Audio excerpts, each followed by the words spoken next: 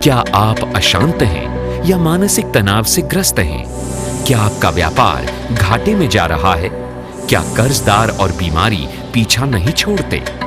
क्या आप अपने दाम्पत्य जीवन को लेकर परेशान हैं? क्यों नहीं आती घर में सुख समृद्धि? क्या आप अपने बच्चों की पढ़ाई और उनके करियर को लेकर चिंतित हैं? क्या आप जानते हैं कि इन सब बातों का कारण वास्तु दोष हो सकता है? और इसके निवारण के लिए आप मिल सकते हैं वास्तु विशेषज्ञ नरेश सिंगल जी से, जो अपनी प्रतिभा के लिए देश ही नहीं विदेशों में भी जाने जाते हैं। सिंगापुर, मलेशिया, थाईलैंड और दुबई जैसे देशों में ये किसी परिचय के मोहताज नहीं। सुप्रसिद्ध वास्तु विशेषज्ञ नरेश सिंगल जी से देश की राजनीतिक, सामाजिक व कॉरपोरेट जगत की कई बड़ी बड़ी हस्तियां नियमित रूप से सेवाएं ले रही हैं।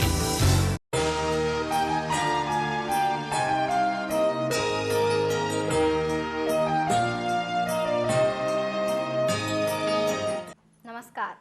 कार्यक्रम सुख समृद्धि में आप सभी का बहुत बहुत स्वागत है। मित्रों, इस कार्यक्रम में हम बात करते हैं आपकी भेजी हुई समस्याओं के बारे में। लेकिन आप जानते ही होंगे कि आपकी भेजी हुई समस्या के समाधान से न जाने कितने लोगों की समस्याओं का समाधान हो जाता है। तो आज भी इसी तरह हम बात करेंगे आप ही के पत्रों और ईमेल्स के बारे में, और आपकी हर समस्या का समाधान करने के लिए हमारे साथ हमारे स्टूडियो में उपस्थित हैं नरेश सिंगल जी, जो कि वास्तु, फेंग शुई और पिरामिड कंसल्टेंट हैं। तो आइए स्वागत करते हैं नरेश सिंगल जी का, जिनमें बहुत सी खूबियां हैं जो देश में ही नहीं विदेश में भी खासे चर्चित हैं। नरेश जी, आपका बहुत बहुत स्वागत है। नमस्कार। नरेश जी, आज भी हमारे पास बहुत सारे सवाल हैं, तो समय ना गंवाते हुए हम कोशिश करते हैं कि पहले दर्शकों की समस्याओं के बारे में ही बात कर लें। जैसे कि ये जो मेरे पास पत्र है सुनील चड्ढा जी का है, लुधियाना से। इन्होंने लिखा है कि हमारी शादी को 2 साल हो गए हैं। शादी के बाद से ही हमारे बीच में तनाव रहता है और बिना बात के झगड़ा हो जाता है। क्या ये कोई वास्तु दोष है? अगर है तो इसका समाधान हम कैसे करें? हमेशा की तरह कि सबसे पहले तो आपको अपने आप में देखना कि कहीं ऐसा तो नहीं कि आपकी आदत ही झगड़ा करने वाली है, आपके अंदर ही कोई कमी है या और कोई वजह है। कभी कभी किसी किस्म से कोई हॉरोस्कोप में भी मैच नहीं करता, तो उसके सामने भी वास्तु जो है थोड़ा छोटा हो जाता है।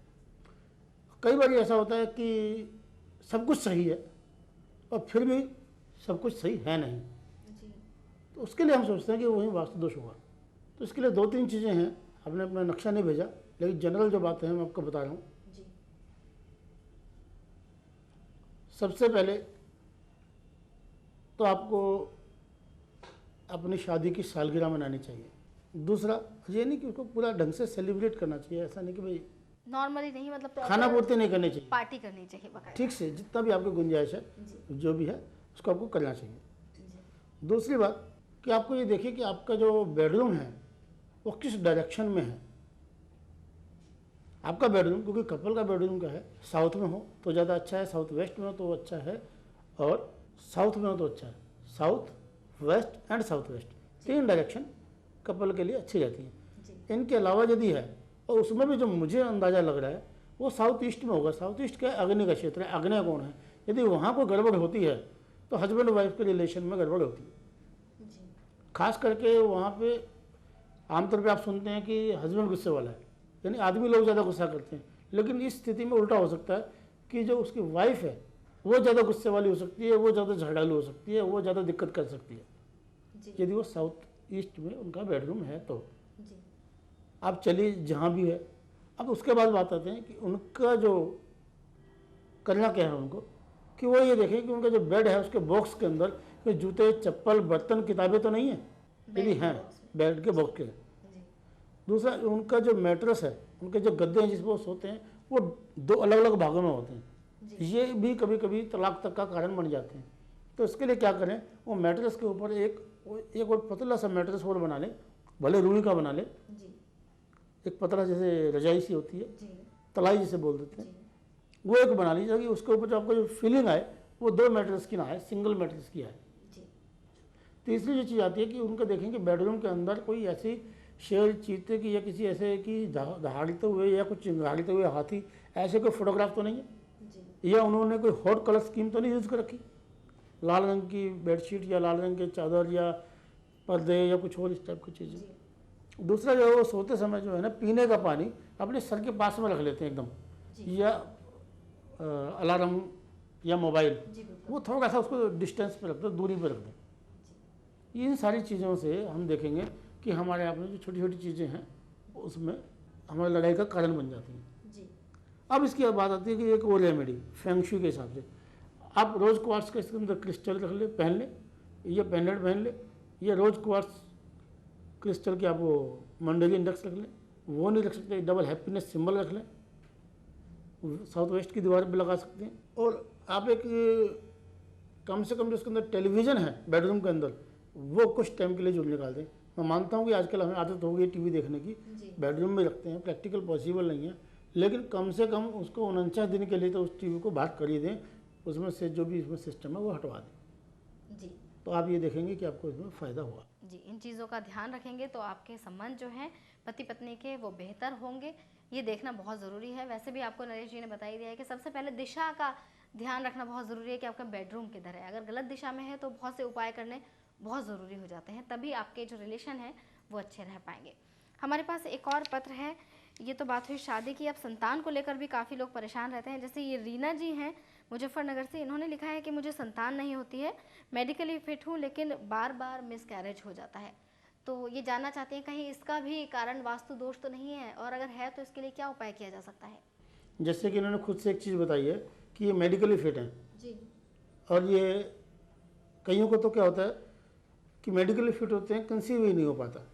दूसरी बात क्या होती है कि कंसीव हो रहा है बट मिसकैरेज हो रहा है, बार बार जो है मैं जिसको हम बोलते हैं हमारी शास्त्रीय भाषा में कि संतान का खंडित होना, होने वाली संतान का खंडन होना, तो ये इसमें आता है। इसके लिए क्या है कि यदि उनका बेडरूम नॉर्थ ईस्ट में है और साथ ही साथ साउथ वेस्ट में भी कोई प्रॉब्लम है तो मिसकैरेज होना स्वाभाविक है।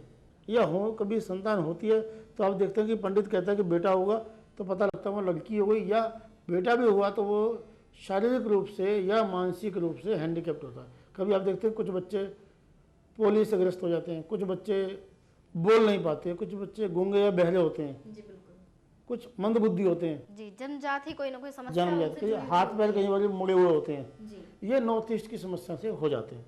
फिर भी क्योंकि उनका जो क्वेश्चन है कि उनको बार बार मिसकैरेज होता है तो एक काम जो करें, मौली होती है कुलावा जिसे बोलते हैं, जी।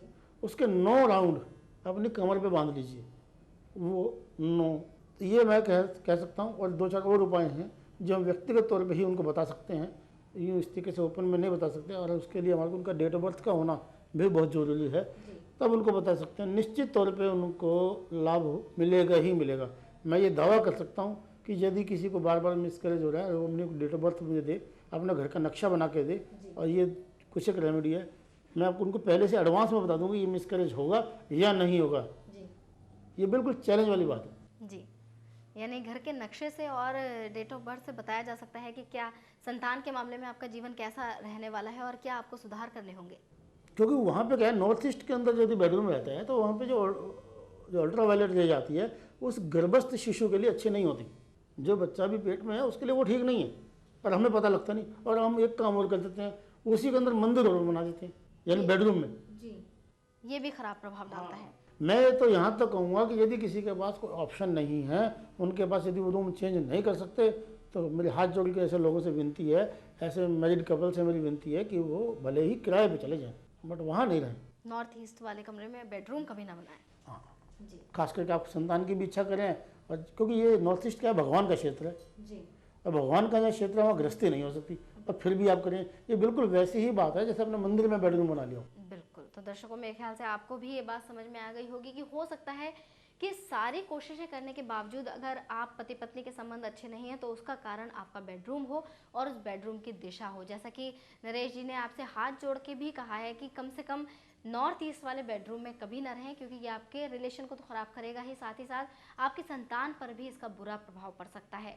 तो इन बातों को ध्यान में रखें और देखें कि क्या आपके जीवन में बदलाव आता है।